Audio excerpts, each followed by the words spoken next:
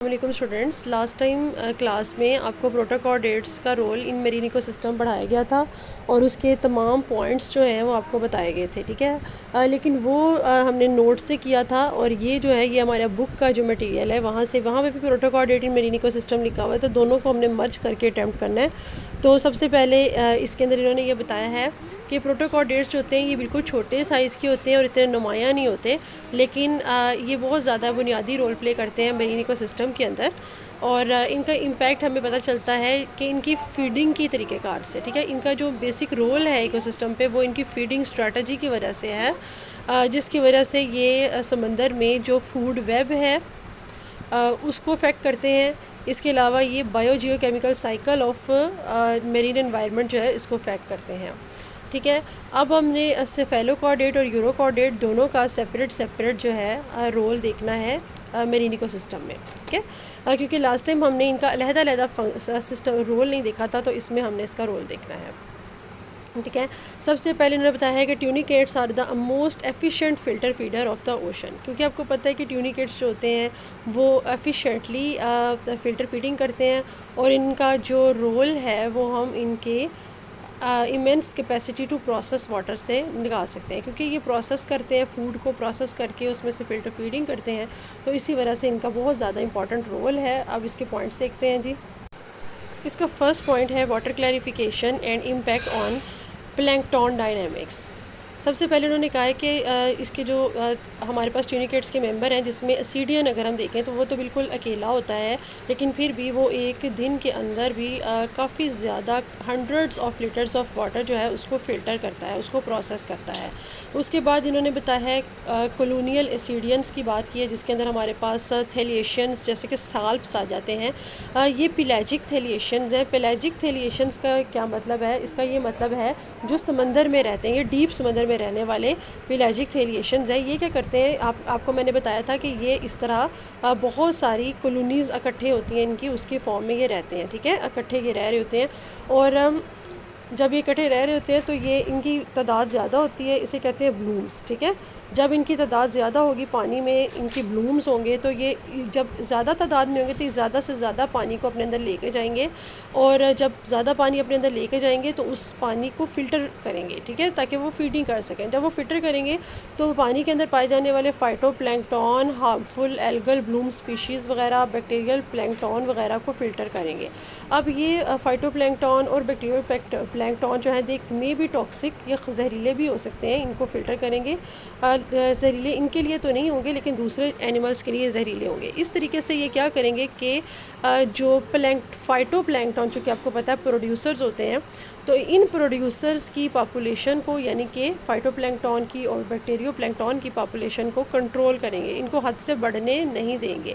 तो समंदर में टॉप डाउन जो है, यानी कि ऊपर से लेकर नीचे तक, यानी कि अपर लेयर्स जो है समंदर की, वहाँ से लेकर नीचे तक ये वाटर को फ़िल्टर करेंगे और उसमें से ये छोटे छोटे जो प्रोड्यूसर्स हैं या जो बैक्टीरियल हमारे पास प्लैंक्टन्स हैं, इनको फ़िल्टर करके इनकी पॉपुलेशन को कंट्रोल करेंगे। इस तरीके से ये उनको खाएंगे या ग्रेजिंग प्रेशर हो जाएगा इनका, जिसकी वजह से हमारे पास पानी जो है अब इतना गंदा नहीं रहेगा। इनकी तादाद चूँकि कम हो जाएगी तो वाटर जो है वो प्योरीफाई हो जाएगा, लाइट जो है वो ज़्यादा से ज़्यादा अब पानी के अंदर पेनिट्रेट करेगी। देखिए, अब कोई गंदला पानी होता है तो उसमें लाइट पेनिट्रेट नहीं करती। इसी तरह जब ये छोटे प्लैंक्टोनिक ऑर्गेनिज्म वाटर में होते हैं तो लाइट पेनिट्रेट नहीं कर पाती ज़्यादा डीपर लेयर्स तक। तो अब क्या होगा कि वाटर के क्लियर होने से लाइट पेनिट्रेट कर पाएगी और इस तरीके से जो है ज़्यादा लाइट जब अंदर तक आएगी तो जो जितने भी फोटोसिंथेटिक ऑर्गेनिजम्स हैं जो पानी के अंदर रहते हैं वो फिर फोटोसिंथेसिस इस तरीके से कर सकेंगे। नेक्स्ट रोल है न्यूट्रिएंट साइक्लिंग में। अब इन्होंने यहाँ पर बताया है कि जो हमारे पास ट्यूनिकेट्स होते हैं वो ऑर्गेनिक मैटर जो होता है उसको पैकेज करके उसके फिकल पैलेट्स बनाते हैं। मतलब कि जब ये खाना खाते हैं और तो जो खाने में कार्बन होती है उसको अपने फीसिस के अंदर इनकॉर्पोरेट कर देते हैं और जो उसके फीसेस निकलते हैं वो फिकल पैलेट्स की फॉर्म में होते हैं। उसके अंदर ढेर सारी कार्बन होती है और फिर ये फिकल पैलेट्स होते हैं ये समंदर की गहराई में चले जाते हैं, ठीक है। इसे हम कहते हैं बायोलॉजिकल पंप, यानी कि अगर ये एनिमल्स समंदर की गहराई में ऊपर से नीचे तक समंदर की गहराई में कार्बन को भेज रहे हैं, तो इसे हम कहते हैं जी बायोलॉजिकल पंप, यानी कि ऊपर से नीचे की तरफ ये जा रहा है। इस तरीके से कार्बन जो है वो सीक्वेस्टर हो रही है, इकट्ठी हो रही है ऊपर वाली लेयर से समंदर के गहराई में, ठीक है। और समंदर की गहराई में ये कार्बन, जो फीसिस के अंदर कार्बन है, ये काफ़ी लंबे अरसे तक पड़ी रहती है। अगर हम सैल्प्स की बात करें, सेल ब्लूम, अभी थोड़ी देर पहले मैंने जिक्र किया था इसका, कि ये if they are very efficient in releasing carbon from their bodies, अपनी बॉडी से बहुत ज़्यादा मिकदार में कार्बन निकालते हैं। ना सिर्फ कार्बन निकालते हैं बल्कि नाइट्रोजन भी निकालते हैं, फास्फोरस भी निकालते हैं और पानी में शामिल कर देते हैं। अब ये कार्बन, नाइट्रोजन, फास्फोरस, ये सब समंदर में जो छोटे छोटे फाइटोप्लैंक्टन हैं जो फोटोसिंथेसिस करते हैं, उनको ग्रो करने के लिए चाहिए। इस तरीके से वो ग्रो करेंगे और वो फिर पानी में फ़ोटोसिंथेसिस कर सकेंगे और प्राइमरी प्रोडक्शन बढ़ेगी वाटर की।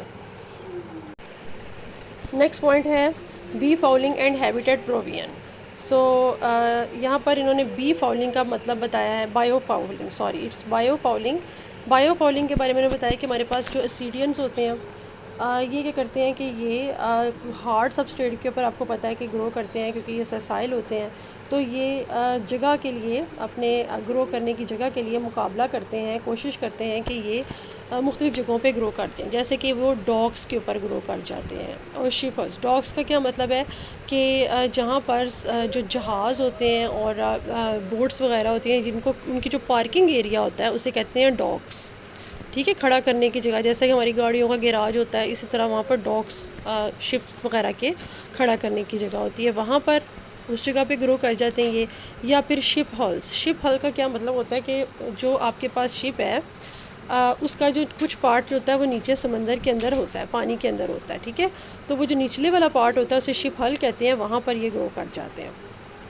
इसके अलावा ये शिप हल्स के साथ ही साथ ये नेचुरल रीफ्स में भी ग्रो करते हैं। नेचुरल रीफ्स का क्या मतलब, जो कोरल रीफ समंदर के बॉटम में होते हैं वहाँ पर ये ग्रो करते हैं। इसके अलावा सी ग्रास बेड्स, जो समंदर के बॉटम में जो ग्रास उगी होती है, घास उगी होती है, वहाँ पर भी ये उगने की कोशिश करते हैं। सो इसका मतलब है कि ये अपने ग्रो करने के लिए स्पेस को ढूंढते हैं ताकि इन जगहों पर ये ग्रो कर जाए, ठीक है। जब ये ग्रो कर जाते हैं तो ये बायो फाउलर्स हो जाते हैं, ठीक है। बायो फाउलर्स का मतलब है कि उस जगह को ख़राब करते हैं, ठीक है ना।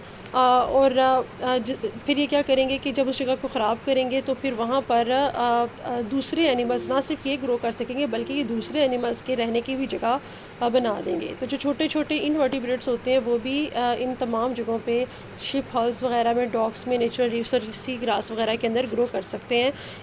इस तरह मुख्तलिफ़ जगहों पर ना सिर्फ इनकी तादाद होगी बल्कि इनवर्टिब्रेट्स भी वहाँ पाए जाएंगे। तो इस तरह उस जगह की लोकल बायोडाइवर्सिटी जो है वो बढ़ जाएगी। नेक्स्ट इन्होंने सिफेलोकॉर्डेट्स या लैंसलेट्स का रोल बताया है एज बेंथिक इंजीनियर। लैंसलेट्स जो होते हैं ये बहुत ज़्यादा इंपॉर्टेंट रोल प्ले करते हैं सॉफ्ट सेडिमेंट इकोसिस्टम में, यानी कि समंदर के गहराई के अंदर जो बेंथिक एनवायरनमेंट है उसको ये तब्दील करते हैं।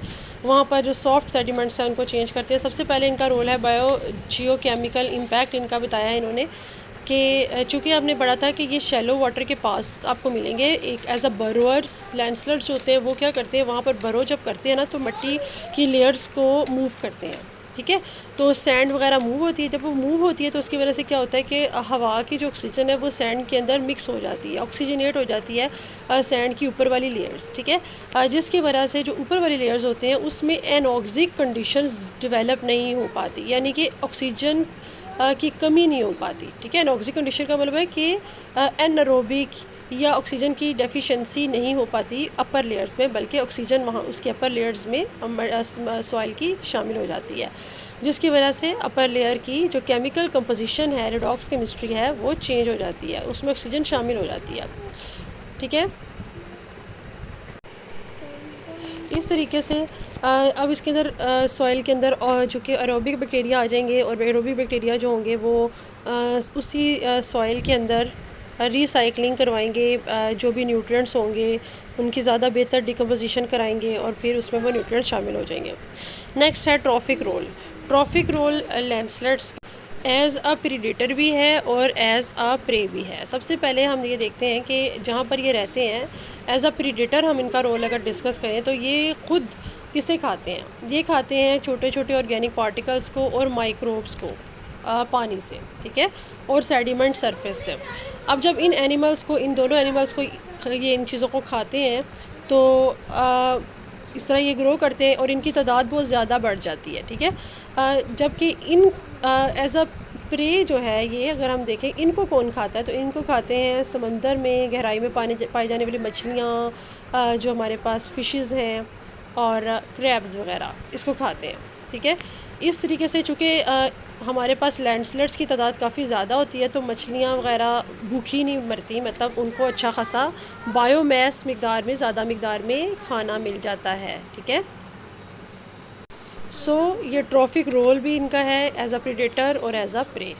लास्ट में उन्होंने बताया है कि दे आर इंडिकेटर स्पीशीज़। अगर किसी भी जगह पर आपको ज़्यादा मिकदार में लैंडस्लाइड्स मिलते हैं तो ये बात इंडिकेट करती है कि उस जगह के पानी की जो खसूसियात हैं और उस जगह की खसूसियात हैं वो बहुत अच्छी हैं, क्योंकि लैंडस्लाइड्स उसी जगह पे ग्रो करते हैं जो क्लीन एरिया होता है, जो हेल्दी एरिया होता है, ठीक है। तो इनकी प्रेजेंस जो होती है वो वैल्यूएबल बायो इंडिकेटर है, ये इंडिकेट करता है कि वो जगह, वो वाला जो बेंथिक हैबिटेट है वो अनडिस्टर्ब्ड है और हेल्दी है। और लास्ट में इन्होंने समराइज़ किया, इन्होंने कहा कि प्रोटोकार्डेट्स जो हैं they are ecosystem linchpin. Linchpin का मतलब होता है कि पूरे इकोसिस्टम को होल्ड करता है together, that holds together means it holds together the ecosystem. पूरे इकोसिस्टम को इसने कंट्रोल में रखा हुआ है, ठीक है। यूरोकॉर्डेट्स जो होते हैं इनके बारे में पहले डिस्कस करते हैं। Urochordates are the master of water column. हमने देखा कि ये वाटर कॉलम के अंदर जो हमारे पास प्लैंकटन की कम्युनिटीज़ हैं उसको बैलेंस में रखते हैं, वाटर को साफ़ करते हैं, और इसके अलावा ये अपने अंदर से कार्बन और नाइट्रोजन न्यूट्रिएंट्स, फास्फोरस, नाइट्रोजन वगैरह अपने अंदर से निकालते हैं। ये क्या करते हैं, ये पूरे वाटर कॉलम को ओवरऑल बैलेंस में रखते हैं, ठीक है। नेक्स्ट इन्होंने कहा है सिफेलोकॉर्डेट्स के बारे में। सिफेलोकॉर्डेट्स जो है ना, they are the engineer of sea floor. अभी हमने पढ़ा कि ये बेंथिक एनवायरनमेंट यानी कि बॉटम वगैरह को करता है, किस तरीके से कि ये जो सेडिमेंट्री एनवायरनमेंट है, जो सेडिमेंट्स हैं उनके अंदर ऑक्सीजन ऐड करता है ये। इसके अलावा ये हमने देखा कि ट्रॉफिक रोल इसका हमने पढ़ा, तो ये ट्रॉफिक रोल भी है इसका, ठीक है। ओवरऑल हमने देखा कि ये जो कॉर्डेट्स हैं यानी कि जो हमारे पास